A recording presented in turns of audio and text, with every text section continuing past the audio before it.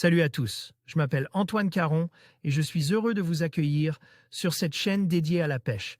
Ici, je partage des astuces sur la pêche, le choix des appâts et des leurres, et j'aide également les débutants. Abonnez-vous pour rester toujours au courant. Et maintenant, passons au sujet du jour. Bonjour à tous.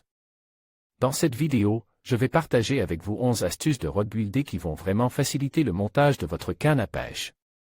Que vous soyez débutant ou que vous ayez déjà de l'expérience, ces conseils pratiques vous aideront à optimiser votre processus de construction et à obtenir des résultats de qualité. Restez avec moi pour découvrir ces techniques qui feront toute la différence dans vos projets de montage. C'est parti! Un vernis qui durcit trop vite, un anneau qui glisse, un grip qui n'est pas bien réalisé, sont autant de petites contraintes qui peuvent parfois soucier le rod buildé. Pour parer à ces éventuels problèmes, chacun a ses petites astuces. En voici quelques-unes. 1. Rimeur dans l'axe. Afin de rimer ses grippes dans l'axe et notamment lorsqu'il s'agit d'un shim qui est particulièrement friable, je procédais de cette façon. Pour les grippes, je réame à l'aide d'une perceuse, mais je tiens mon grip de façon lâche afin de le faire tourner d'un quart de tour régulièrement et donc de changer l'angle de ponçage s'il est éventuellement en biais.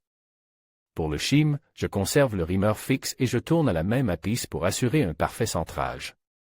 2. Poncer droit un porte-moulinet. Lorsque l'on a raccourci le pas de vis de son porte-moulinet, il est possible que votre lame ait suivi le pas de vis et donc que la coupe ne soit pas parfaitement perpendiculaire.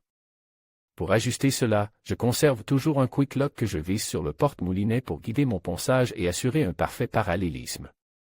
3. Le scotch de peintre et la gravite. Pour réaliser des coupes droites, il est toujours préférable de délimiter la zone à couper avec du scotch de peintre. Encore faut-il que celui-ci soit pose dans l'axe. Pour ce faire, je place mon grip bien parallèle au sol et laisse mon scotch suspendu. Grâce à la gravite, je pourrai l'enrouler de façon bien parallèle. 4. Un fort en lock simplifie. Pour renforcer la ligature de vos anneaux, vous pouvez réaliser un fort en lock. Pour ceux qui ne le maîtrisent pas ou qui ne veulent pas se compliquer la chose, vous pouvez simplement terminer votre ligature en faisant 2 tours simples derrière la patte de l'anneau. Cela fonctionne aussi très bien. 5. Tailler son crayon blanc. Le crayon blanc se casse parfois et est difficile à retailler.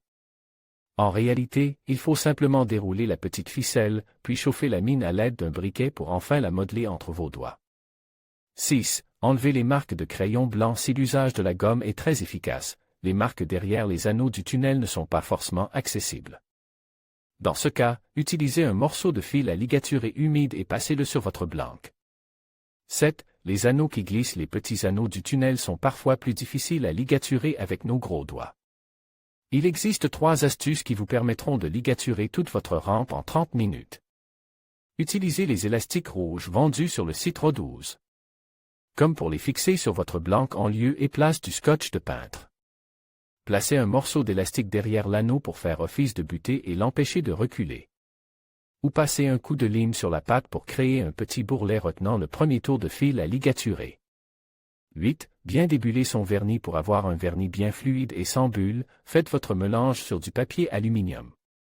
Ainsi il pourra bien s'étaler et vous pourrez le chauffer en passant une flamme de briquet sous le papier. Vernis fluide et sans bulles garanti.